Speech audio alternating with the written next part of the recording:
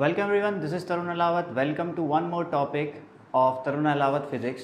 Today we are going to study topic combination of capacitors of chapter number 2 of class 12 physics, that is potential and capacitance. Right, so let's start. तो आज हम पढ़ेंगे combination of capacitor. तो capacitor को हम कैसे denote करते हैं, तो इस तरीके से दो प्लेट्स बना के दिखाते हैं हम, और एक पैरेलल प्लेट कैपेसिटर को हम इस तरीके से सिग्निफाई करते हैं. राइट, तो हमारे पास पैरेलल प्लेट कैपेसिटर को कंबाइन करने के तीन तरीके हैं. पहला है सीरीज कॉम्बिनेशन, दूसरा है पैरेलल कॉम्बिनेशन और तीसरा है मिक्स्ड कॉम्बिनेशन. राइट, तो सबसे पहले पढ़ लेते हैं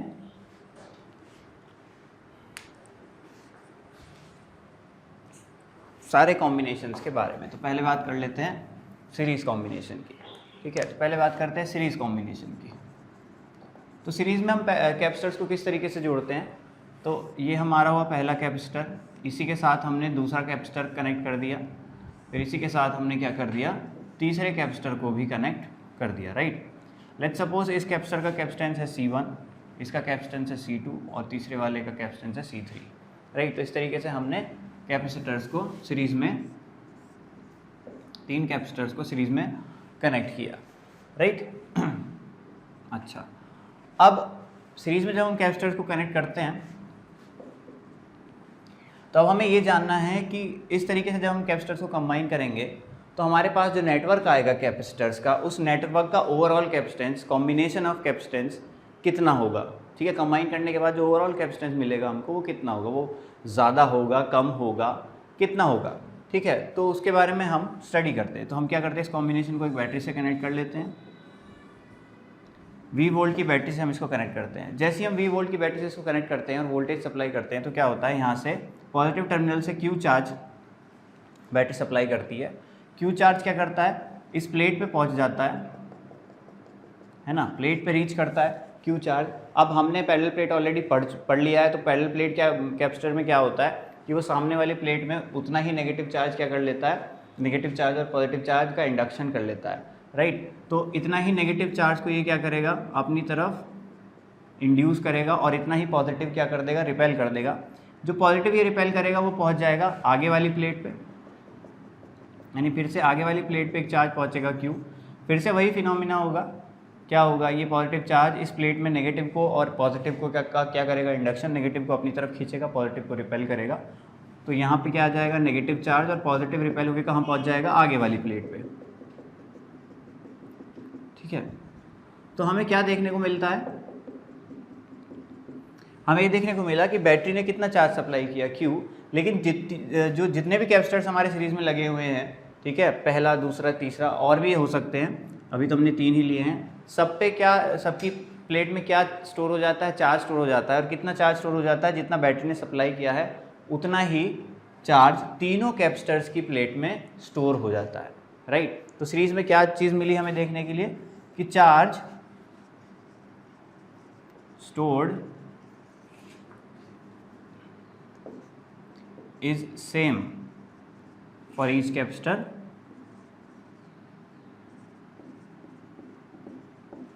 and is equal to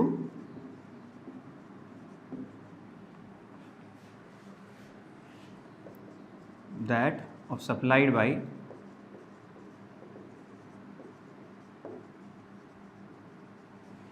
ठीक है, and is equal to that of supplied by battery. ठीक, अच्छा, दूसरी बात कर लेते हैं, पोटेंशियल की बात कर लेते हैं. Potential is basically energy.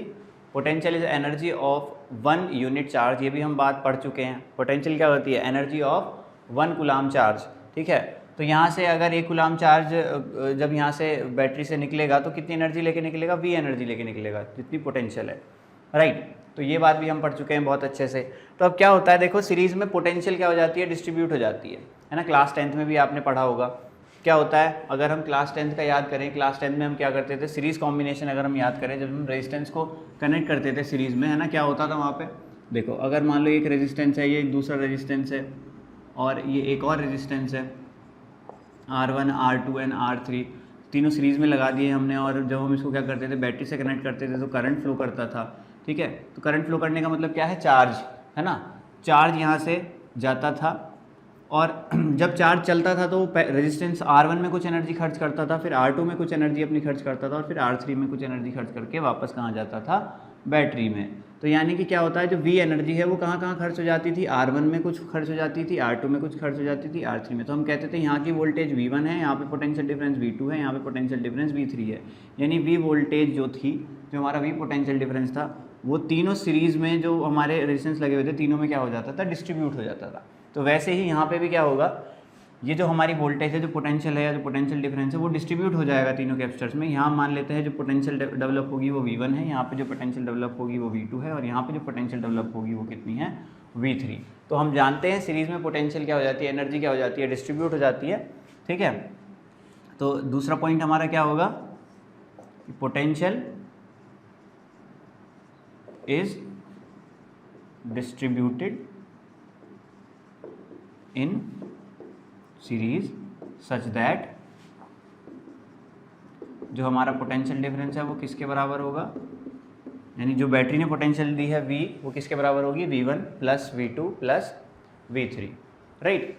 अच्छा, अब आगे बढ़ लेते हैं। अब हम जानना चाह रहे हैं, क्या जानना चाह रहे हैं, हमें ये जानना है कि ये तीनों कैपेसिटर कंबाइन होने के बाद जो कॉम्बिनेशन का कैपेसिटेंस बनता है वो कितना है, यानी कि इक्विवेलेंट कैपेसिटेंस कितना है, इस नेटवर्क का कैपेसिटेंस कितना है। ठीक है, उसकी क्या वैल्यू है, उसको हम जानना चाह रहे हैं। ठीक, तो अब हमारा तीसरा पॉइंट होगा कि हम क्या निकालेंगे, इक्विवेलेंट कैपेसिटेंस निकालेंगे। ठीक, तो इक्विवेलेंट कैपेसिटेंस निकालते हैं। ठीक है, इक्विवेलेंट कैपेसिटेंस कैसे निकालेंगे, इक्विवेलेंट कैपेसिटेंस, इसको CE से डिनोट कर रहा हूँ मैं। ठीक, इक्विवेलेंट कैपेसिटेंस CE, इसको हम निकालना चाह रहे हैं। तो कैसे निकालते हैं, चलो देखते हैं। अब लेट्स सपोज इस पूरे कॉम्बिनेशन को हमने एक कैपेसिटर मान लिया, जिसका कैपेसिटेंस कितना है CE, इसका कैपेसिटेंस कितना है CE, यानी इक्विवेलेंट कैपेसिटेंस। ठीक है, इस पूरे कॉम्बिनेशन कैपेसिटेंस हमने कितना मान लिया, CE। अच्छा, हमको ये बात पता है कि अगर एक कैपेसिटर है और उसको आपने V वोल्ट की बैटरी से कनेक्ट किया और यहाँ से Q चार्ज सप्लाई हुआ और इसका कैपेसिटेंस C है, तो इसके अंदर ये Q चार्ज स्टोर हो जाएगा, और इसके अक्रॉस जो पोटेंशियल डिफरेंस है वो कितना है, V। तो हम जानते हैं C का फॉर्मूला क्या होता है, Q अपॉन V। C का फॉर्मूला क्या होता है, Q अपॉन V।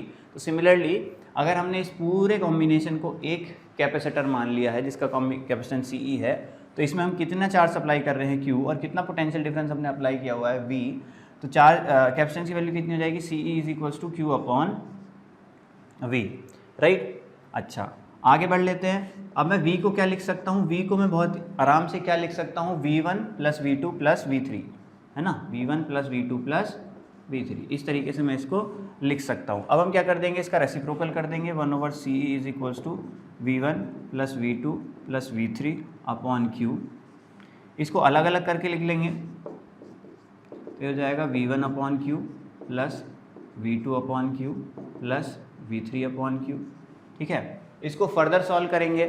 देखो, अगर मैं खाली इस वाले, ये जो हमारा कैपेसिटेंस है, कैपेसिटर है, इसका कैपेसिटेंस निकालने की बात करूं तो इसका कैपेसिटेंस कितना है, C1। तो C1 की वैल्यू कितनी हो जाएगी, इसमें चार्ज कितना स्टोर हो रखा है, Q, और इसके अक्रॉस पोटेंशियल डिफरेंस कितना है, वोल्टेज कितनी है इसमें, V1। तो C1 हो जाएगा Q upon V1, right. Similarly C2 की वैल्यू कितनी हो जाएगी, Q अपॉन V2, और C3 की वैल्यू कितनी हो जाएगी, Q अपॉन V3। अब यहाँ पे क्या लिखा हुआ है, V1 अपॉन Q। देखो Q अपॉन V1 C1 की वैल्यू है, तो इसका उल्टा कर दें, इसका उल्टा करेंगे, V1 अपॉन Q किसकी वैल्यू हो जाएगी, 1/C1 की। V1 अपॉन Q किसकी वैल्यू हो जाएगी, 1/C1 की। तो V1 अपॉन Q किसकी वैल्यू हो जाएगी, 1/C1 की। तो यानी ये हो गया 1/C1 plus 1/C2 plus 1/C3। तो ये हमारा क्या हो गया, final formula for calculating combination of capacitor, है ना, capacitance of combination of capacitors connected in series, right. तो इस तरीके से हम क्या करेंगे, इस फॉर्मूले का यूज़ करके सीरीज में जितने भी कैपेसिटर्स लगे हुए हैं उनका कैपेसिटेंस निकाल लेंगे, राइट। इसी तरीके से आगे बढ़ते हैं, पढ़ते हैं पैरेलल कॉम्बिनेशन के बारे में। चलो पैरेलल कॉम्बिनेशन के बारे में पढ़ते हैं।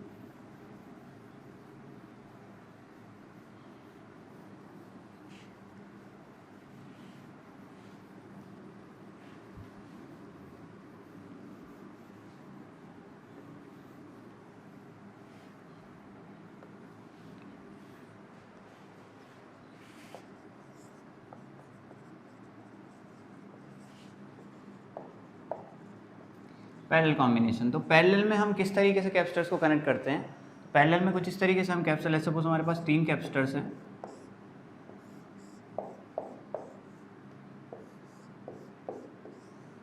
ठीक है, और हमने क्या कर दिया, तीनों को कुछ इस तरीके से कनेक्ट किया हुआ है,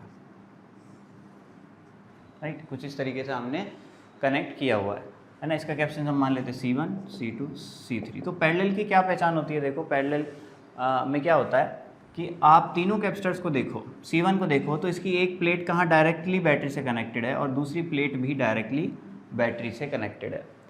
इस वाले कैपेसिटर की बात करें C2 की, इसका कैपेसिटेंस C2 है, इसकी प्लेट भी डायरेक्टली एक टर्मिनल से कनेक्टेड है बैटरी के और दूसरी प्लेट भी डायरेक्टली कनेक्टेड है दूसरे टर्मिनल से, राइट। तीसरी कैपेसिटर्स की बात करें तो इसकी भी एक प्लेट डायरेक्टली कनेक्ट है एक टर्मिनल से और दूसरी प्लेट भी डायरेक्टली कनेक्ट है दूसरे टर्मिनल से। तो पैरेलल की क्या पहचान होती है कि जो जितने भी कैपेसिटर्स पैरेलल में लगे हुए हैं उनकी जो प्लेट्स होंगी वो इंडिपेंडेंटली दोनों टर्मिनल से कनेक्ट होंगी सारे कैपेसिटर की। सीरीज़ में ऐसा नहीं होता है ना। सीरीज़ में क्या होता है कि एक दूसरे से उनकी प्लेट्स कनेक्टेड होती हैं, डायरेक्टली बैटरी से कनेक्टेड नहीं होती, ठीक। तो यहाँ पे हमने क्या किया, V वोल्टेज अप्लाई की। जैसे ही हमने अप्लाई की यहाँ से बैटरी से चार्ज निकल के यहाँ पहुँचेगा। जब चार्ज यहाँ पहुँचेगा तो 3 पार्ट्स हैं, तो तीनों पार्ट्स में वो डिस्ट्रीब्यूट हो जाएगा। लेट्स सपोज यहाँ पे Q1 चार्ज जाएगा, यहाँ पे Q2 और यहाँ पे Q3, ठीक। अच्छा, अब ये चार्ज जाके क्या हो जाएगा, स्टोर हो जाएगा। अब देखो क्या होता है, बैटरी कितनी वोल्टेज सप्लाई कर रही है, V वोल्टेज सप्लाई कर रही है और तीनों कैपेसिटर्स इंडिपेंडेंटली बैटरी से जुड़े हुए हैं, डायरेक्टली बैटरी से जुड़े हुए हैं, इसलिए इनको कितना पोटेंशियल मिलेगा, जितना बैटरी सप्लाई कर रही है। यानी इसको भी V वोल्ट मिलेगी, इसको भी V वोल्ट मिलेगी और इसको भी V वोल्ट पोटेंशियल डिफरेंस मिलेगी, क्योंकि डायरेक्टली बैटरी से कनेक्टेड है। तो इनको जो बैटरी पोटेंशियल डिफरेंस प्रोवाइड कर रही है वो मिल जाएगा, राइट। अच्छा, अब तो इसके बारे में लिख देते हैं। पहला पॉइंट क्या है कि charge is distributed, charge is distributed, है ना, charge is distributed in parallel combination such that Q, जो बैटरी ने Q चार्ज सप्लाई किया है वो किसके बराबर हुआ, Q1 plus Q2 plus Q3 के। दूसरा पॉइंट हमारा क्या होगा, पोटेंशियल इज सेम फॉर, या potential difference is same for every capacitor, ठीक है। Potential is same for each capacitor and is equal to that of supplied by battery, है ना। जितना बैटरी ने सप्लाई किया है उसी के बराबर होगी, ठीक। तीसरी बात कर लेते हैं। तीसरी बात क्या है, अब मैं मान लेता हूँ हमको क्या निकालना है, हमको निकालना है कॉम्बिनेशन ऑफ कैपेसिटर्स, यानी इक्विवेलेंट कैपेसिटेंस हमको, इक्विवेलेंट कैपेसिटेंस हमको CE निकालना है।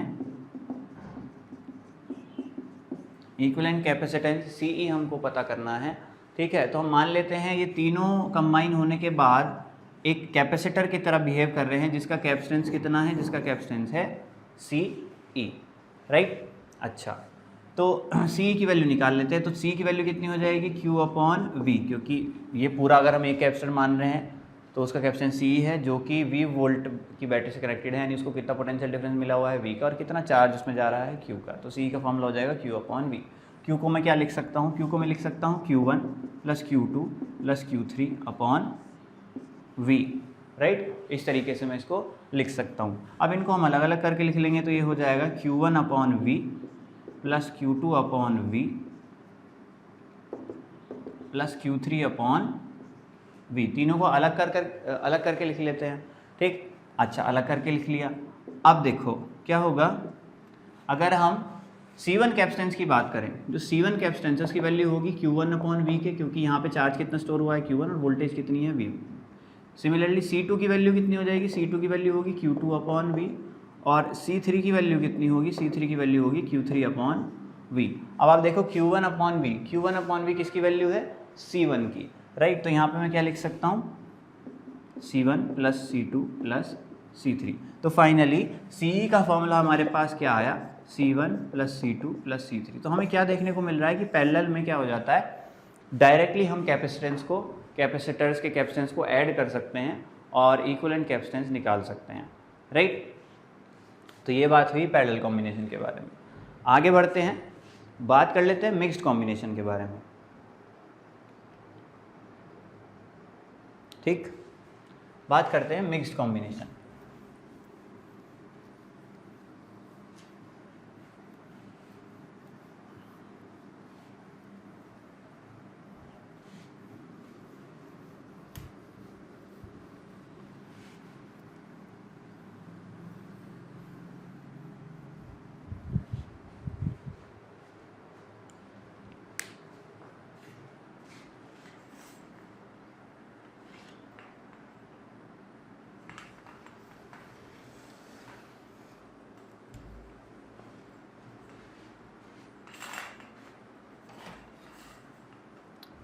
चलिए बात करते हैं मिक्स कॉम्बिनेशन के बारे में।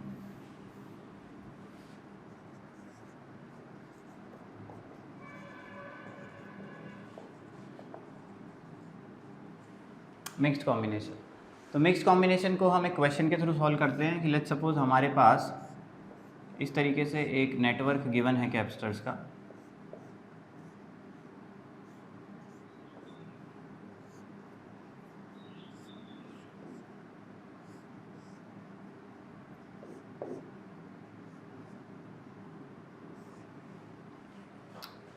ठीक,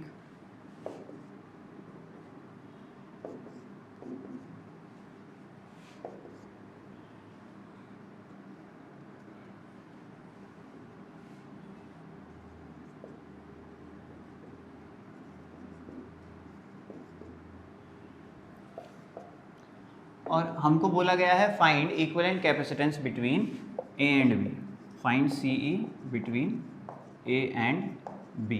तो ए और बी के बीच में इक्विवेलेंट कैपेसिटेंस कितना है, यानी कि कुल मिला के कॉम्बिनेशन ऑफ कैपेसिटेंस कितना है, ये हमसे पूछा गया है। ठीक है, तो इसको हम कैसे सॉल्व करेंगे? तो इसको सॉल्व करने के लिए देखो किस तरीके से ऐसे क्वेश्चंस को हम सॉल्व करते हैं। हम पहले पहचानेंगे कहाँ हमको सीरीज गिवन है, कहाँ पैरेलल गिवन है। राइट, मिक्स कॉम्बिनेशन क्या होता है? Mixed of series and parallel. Right, तो देखो यहाँ से देखिए अगर हम ये वाला 10 माइक्रोफैरेड का कैपेसिटर और ये वाला 10 माइक्रोफैरेड का कैपेसिटर किस तरीके से कनेक्टेड है? सीरीज में कनेक्टेड है ना।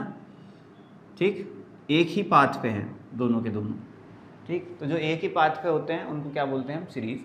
तो ये दोनों क्या है? सीरीज में है। सिमिलरली ये दोनों भी क्या हैं? सीरीज में है। तो इन दोनों को हम सॉल्व करेंगे, इन दोनों को सॉल्व करेंगे। ठीक, जब इन दोनों को हम सॉल्व करेंगे तो कौन सा फॉर्मूला लगाएंगे? फॉर्मूला लगाएंगे 1/c is equal to 1/c1 plus 1/c2। ये वाला फॉर्मूला लगाते हैं हम, है ना।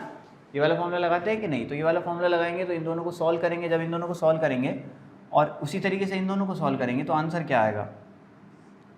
तो इसको हम रीड्रॉ करेंगे, दोबारा से एक डायग्राम बनाएंगे। इन दोनों को सॉल्व करके हमको क्या मिला? इन दोनों को सॉल्व करके हमको मिला 5। ठीक, सिमिलरली नीचे वालों को भी हमने सॉल्व किया,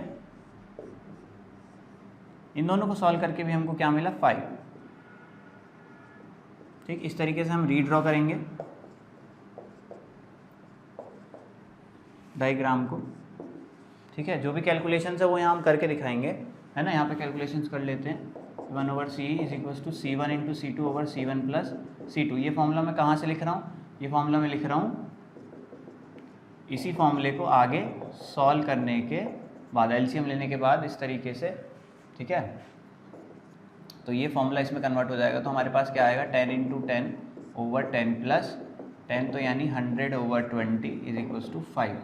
ठीक है, तो इस तरीके से हम क्या कर लेंगे? सॉल्व कर लेंगे और हमको क्या मिला? 5 और 5। अब हम क्या कर सकते हैं? देखो यहाँ पे क्या यहाँ पे सी का फॉर्मूला हो जाएगा क्योंकि पैरेलल में है। पैरेलल में अभी हमने फॉर्मूला ड्राइव करा है c1 प्लस c2, यानी कि 5 प्लस 5 कितना आ जाएगा? 10 आ जाएगा। यानी इन दोनों को सॉल्व कर लेंगे। इन दोनों को सॉल्व करने के बाद हमको क्या मिलेगा? नया डायग्राम कुछ इस तरीके से मिलेगा, है ना। ये 10 तो एज इट इज़ रहेगा और ये वाला 10 सॉल्व करने के बाद आ जाएगा 10। राइट, अच्छा, अब ये दोनों किस में है? सीरीज़ में है। सीरीज़ में फिर से हम फॉर्मूला लगाएंगे। यहाँ पे क्या फॉर्मूला अप्लाई करेंगे फिर से कि C is equal to c1 c2/c1 plus c2। ये हम फॉर्मूला अभी यूज़ किया था। इसको सॉल्व करने के बाद हमारे पास क्या आंसर आएगा? 5 आंसर हमारे पास आएगा। यानी कि इसको फिर से हम एक लाइन और बढ़ा देंगे और फाइनली हमारा जो आंसर आ जाएगा वो कितना आ जाएगा, ए और बी के बीच में हमें कितना फाइनल कॉम्बिनेशन ऑफ कैपेसिटेंस मिल रहा है, 5 माइक्रोफैरेड। तो इस तरीके से हम बार बार डायग्राम्स को रीड्रॉ करते हैं और डायग्राम्स के ही अराउंड हम क्या दिखाते हैं, कैलकुलेशंस दिखाते हैं अपनी, और हमें फाइनली क्या मिल जाता है, आंसर मिल जाता है। ये तो एक सिंपल सा एग्जांपल था मिक्स्ड कॉम्बिनेशन का। एक एग्जांपल और कर लेते हैं।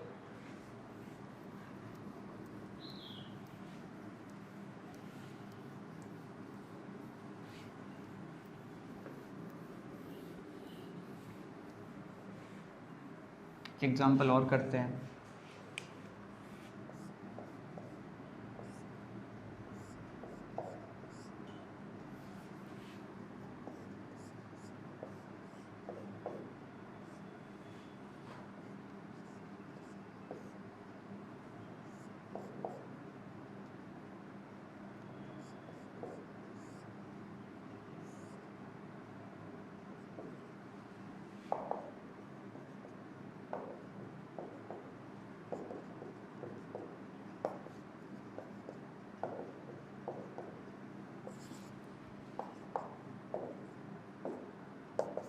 ठीक, तो इस तरीके से हमारे पास एक डायग्राम है और हमसे पूछा गया है कि फाइंड सी ई बिटवीन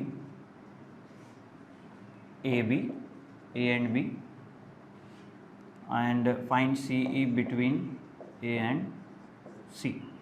ठीक है, तो ये दो क्वेश्चंस हमारे पास हैं, राइट।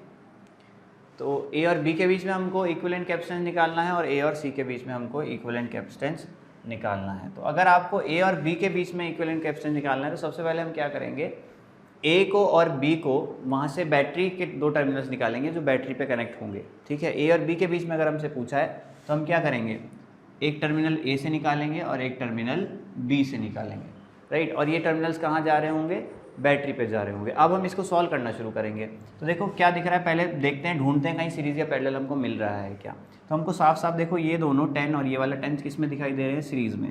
तो इन दोनों को हम सॉल्व करेंगे तो क्या आंसर आएगा, फॉर्मूला लगाएंगे, है ना, कि 1/c = 1/c1 + c2 वाला फॉर्मूला लगाएंगे, है ना। और इन दोनों को सॉल्व करने के बाद कितना आएगा, 5 आंसर आएगा। ठीक, तो फिर उसको इस डायग्राम को हम रीड्रॉ करेंगे तो हमको नया डायग्राम क्या मिलेगा,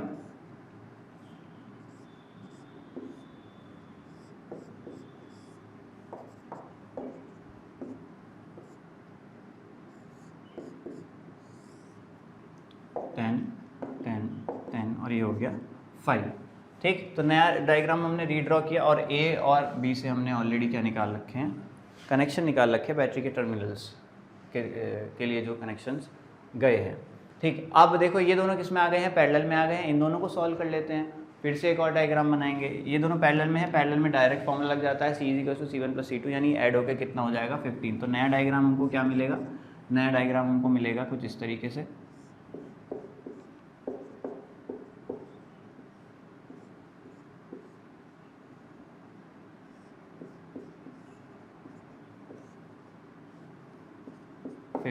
राइट, 10 और 10। ठीक, अब इसको सॉल्व कर लेते हैं, इसको सॉल्व कर लेते हैं। ठीक, जब हम इसको सॉल्व करेंगे तो क्या मिलेगा हमको,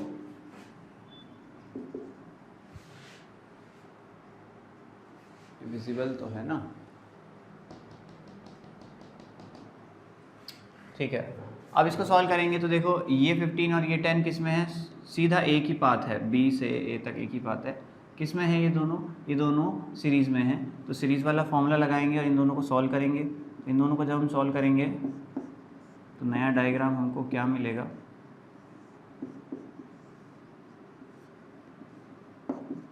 ये दोनों सॉल्व होके कितना आ जाएंगे, दोनों सॉल्व होके आ जाएंगे। यहाँ पे सॉल्व कर लेते हैं इसको, सीरीज में फॉर्मूला लगा देंगे, CE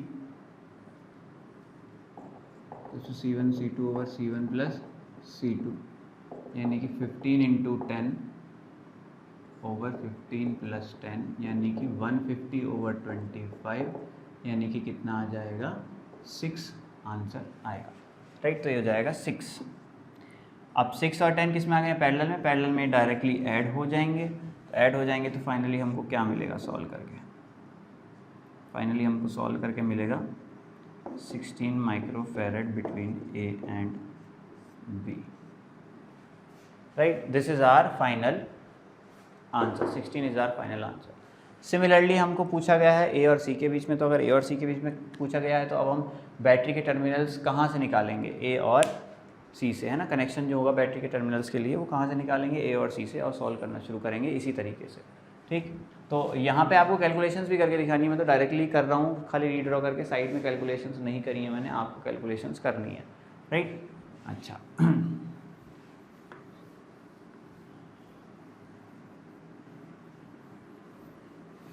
तो सिमिलरली अगर ए और सी के बीच में पूछा है तो हम क्या करेंगे, ए और सी के बीच में पूछा है तो यहाँ हम टर्मिनल्स कहाँ से निकालेंगे, ए और सी के, ए से और सी से हम टर्मिनल्स निकालेंगे। अब इसको सॉल्व करेंगे तो देखो ये दोनों सीरीज़ में हैं और ये दोनों भी सीरीज़ में हैं, यानी इन दोनों को सॉल्व करके क्या आ जाएगा आंसर 15, और इन दोनों को सॉल्व करके भी आंसर क्या आ जाएगा 15। अभी हमने सॉल्व किया था। रीड्रॉ कर लेते हैं इस डायग्राम को, तो ये हो गया ए सी, ठीक है, टर्मिनल्स ए से भी निकला, सी से भी, और इन दोनों को हम सॉल्व करेंगे तो एक कैपेसिटर हम बना सकते हैं 15 का, और इन दोनों को सॉल्व करेंगे तो एक कैपेसिटर बना सकते हैं यहाँ भी 15 का। अब हम देख रहे हैं ये दोनों किस में आ गए हैं, तीनों किस में आ गए हैं, पैरेलल में डायरेक्ट ऐड हो जाएगा, तो हमको क्या मिलेगा, क्या मिलेगा सॉल्व करके, 15 + 15 30, और 30 और 10 क्या हो जाएगा 40, क्योंकि फॉर्मूला क्या होता है पैरेलल में डायरेक्ट ऐड हो जाता है, C = C1 + C2 + C3। तो उसको रीड्रॉ कर लेते हैं, रीड्रॉ करेंगे तो हमको क्या मिलेगा, एक ही कैपेसिटर मिलेगा। तीनों को सॉल्व करने के बाद एक कैपेसिटेंस आ जाएगा हमारे पास कितना, 40 माइक्रोफैरड,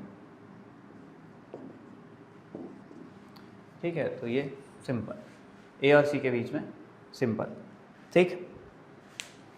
तो आज के लेक्चर में हम इतना ही पढ़ेंगे, बाकी पढ़ेंगे नेक्स्ट लेक्चर में। कोई भी डाउट हो इससे रिलेटेड तो कमेंट करके बताओ, राइट।